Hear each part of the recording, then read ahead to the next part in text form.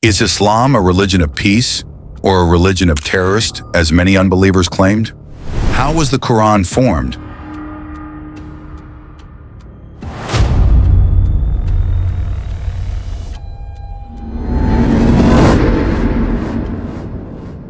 Before the rise of Islam, the Arabian Peninsula was a land of contradictions, beautiful yet harsh, poetic yet divided.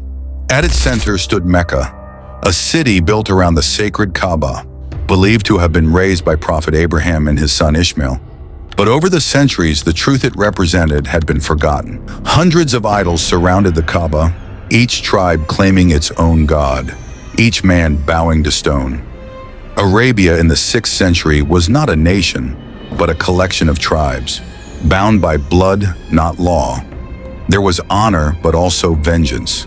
Wars could erupt over the smallest insult and last for generations. The strong ruled with pride, the weak survived through loyalty. It was a world without a unifying moral code, where power defined justice. Yet amid the noise of the markets and the blood feuds of the desert, there were men and women who quietly longed for something purer, a return to faith in one creator. They were called Hanifs, seekers of truth, and among those who walked the streets of Mecca was a man who carried that same quiet yearning in his heart, Muhammad ibn Abdullah. Born in 570 CE, Muhammad came from the noble Quraysh tribe, but lived a life marked by loss. His father died before his birth, his mother when he was still a child. Raised by his grandfather and later by his uncle Abu Talib, he grew up without wealth or privilege, yet everyone knew his name. He was called Al-Amin, the trustworthy one, for his honesty in trade and his humility in character. In a city where corruption and deceit were common, his word was enough to seal an agreement. Mecca was a place of trade and pilgrimage. Caravans from Syria and Yemen passed through its valleys, bringing goods and stories from distant lands. The Persians and Byzantines were locked in endless wars, their empires powerful but weary. Arabia stood untouched, isolated from their rule, yet deeply aware that the world beyond was breaking apart. As Muhammad reached his 30s, he began to spend long periods in solitude. The noise of Mecca, its disputes, its idol worship, its obsession with power, weighed heavily on his heart. He would retreat to the Cave of Hira, high above the city, to think, reflect, and pray. He could not yet know that in that silence, history was holding its breath, that the voice of revelation was about to return to a world that had forgotten the sound of truth. And when it came, on a night unlike any other, it would speak the words that would reshape human destiny. High above the bustling city of Mecca, where the noise of the market faded into the wind, a lone man often sought silence. His name was Muhammad ibn Abdullah, known to his people as Al-Amin, the trustworthy. Yet behind that calm reputation lay a man burdened by questions no one around him seemed to ask. He had watched his society worship idols made of stone, men bowing before objects their own hands had shaped. He had seen the rich grow proud, the poor forgotten, and the weak crushed under the pride of tribes. Something inside him longed for meaning beyond all this.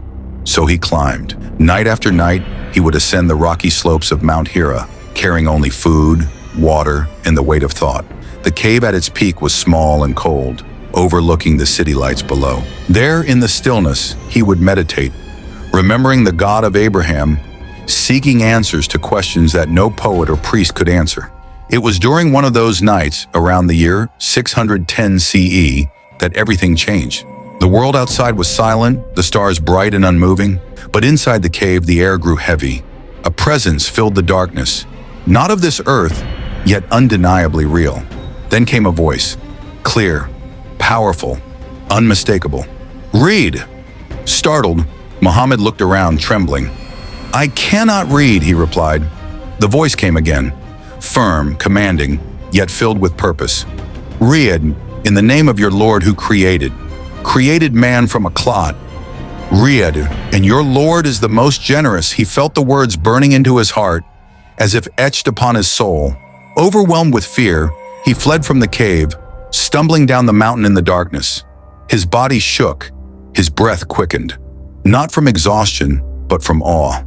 When he reached home, his wife Khadijah found him trembling. He said, "Cover me, cover me."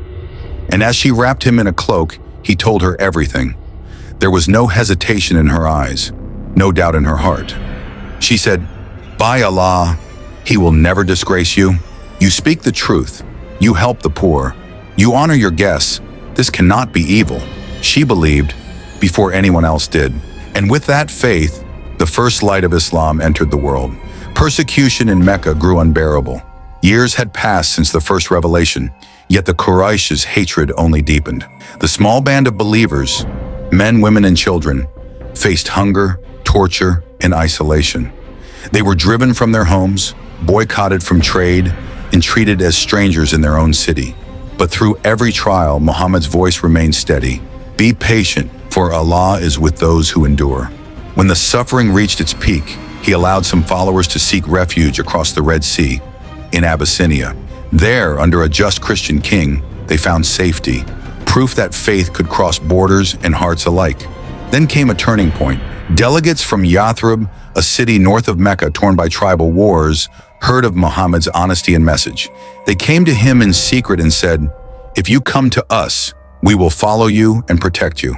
That promise would change history. In the year 622 CE, under the cover of night, Muhammad and his closest companion Abu Bakr began their journey, leaving everything behind. This migration, known as the Hijrah, marked not an escape, but a beginning. They hid in the Cave of Hira as Meccan pursuers searched the mountains. At one point, their enemies stood just outside the entrance. Abu Bakr whispered in fear, but the Prophet replied calmly, "Do not be afraid.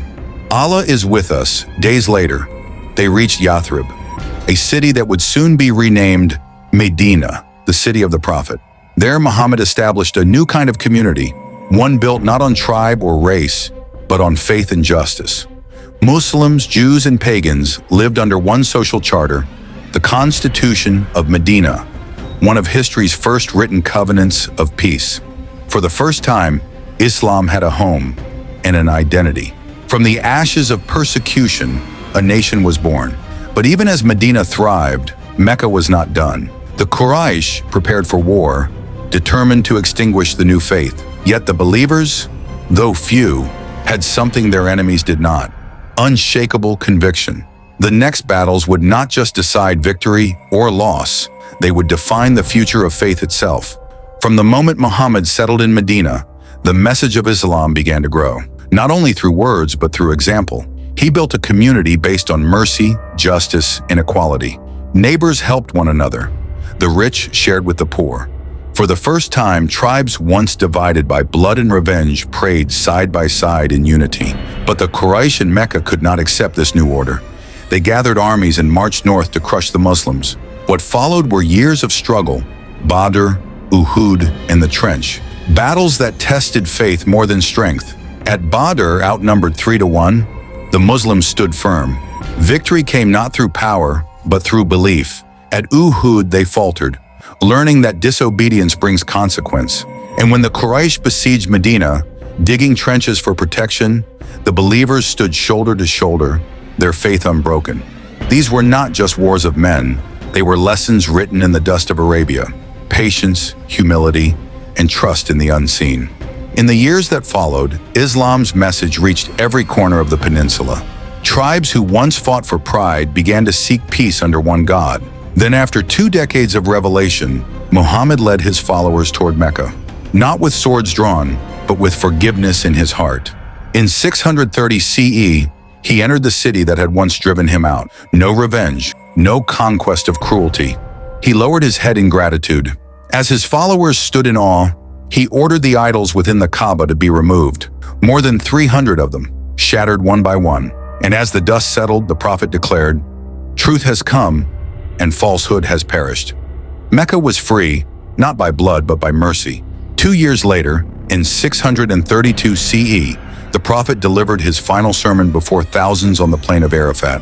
He reminded them that all mankind is one, that no Arab is superior to a non-Arab, and no man above another except by righteousness.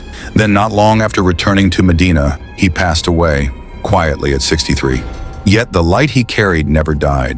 Within a century, Islam had reached from Spain to India. Its legacy of faith, knowledge, and justice still shapes hearts across the world. One man, one message, one God. That is how Islam began.